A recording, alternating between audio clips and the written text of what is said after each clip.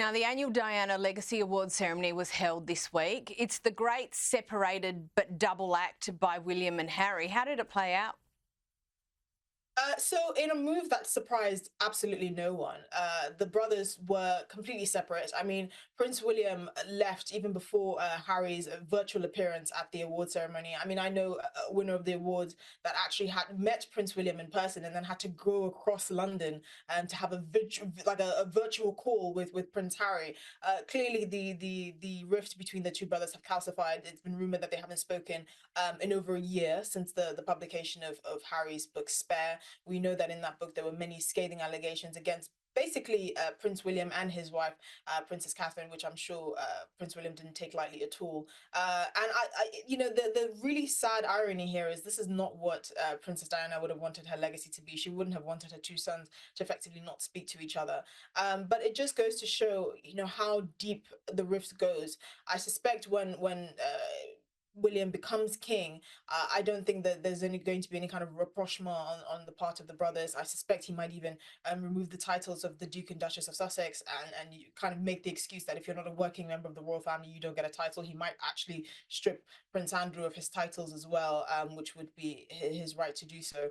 But it's really unfortunate because if you're having a ceremony to celebrate your late mother's legacy and you two are nowhere, to be seen with each other. I mean, Prince Harry not turning up for that awards is also quite peculiar because he's come to the UK for what you could argue are less important matters. I mean, he's only popped in and out for his court cases or to see his father momentarily before he went to Las Vegas to present an award at a very tawdry award show that I think was really quite beneath him. But the fact that he didn't even turn up, and clearly the two parties teams didn't really communicate in any way that would signal that the two are back on speaking terms, let alone good terms, is really quite sad. And I think it takes away from the purpose and I suppose the legacy of Princess Diana herself. I think it's ultimately very unfortunate. Now, we've often talked on this show about polls and the popularity of various members of the royal family. We haven't had one of those in a while, despite everything that's been going on. But what does the latest show? So a latest poll that was commissioned by the Express, a newspaper here in the UK, showed that Harry and Meghan are the fourth most popular royal couple after Prince William and Princess Catherine, the King and Queen, and the Duke and Duchess of Edinburgh. So it's I mean, they were only above, I suspect, Prince Andrew and his no longer wife, which wouldn't make them a couple, but effectively they're the least popular couple, royal couple here in the UK.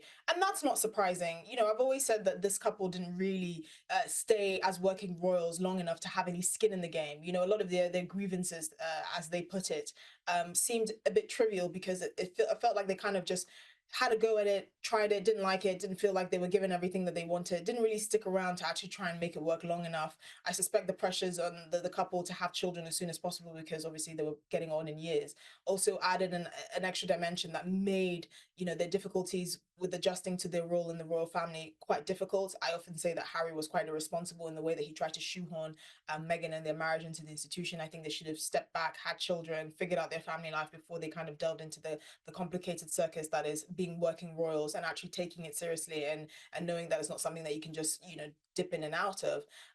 But in effect, they've really not endeared themselves to the public, and you can see that in the way that they've struggled to adjust afterwards. I mean, they left on the kind of their freedom flight, as we saw in the Netflix documentary, and ever since then they've really struggled to find their feet. I mean, Harry released Spare. It looked like a good 2 years after they left the royal family, all they did was complain about the royal family. And then when they did try and do something for themselves, it fell through. Their Spotify deal got cancelled unceremoniously. Meghan has launched this new lifestyle brand, which is like Take 2.0, but she's still using the Duchess of Sussex title, which again, for a lot of people, looks like a form of opportunism, because she wants nothing to do with the royal family, but is still happy to tout her title, which I think should be stripped. Prince Harry is, other than the Invictus Games, he really seems to be quite listless and drifting in the wind. And it's probably a lesson about sticking to something even when it's difficult and not always having your way. But effectively, the public are not very happy with the Duke and Duchess of Sussex. I don't think they care about them very much, but I don't think they're anything to write home about. And like I said, the sheen has worn off, and clearly that is reflected in these poll results.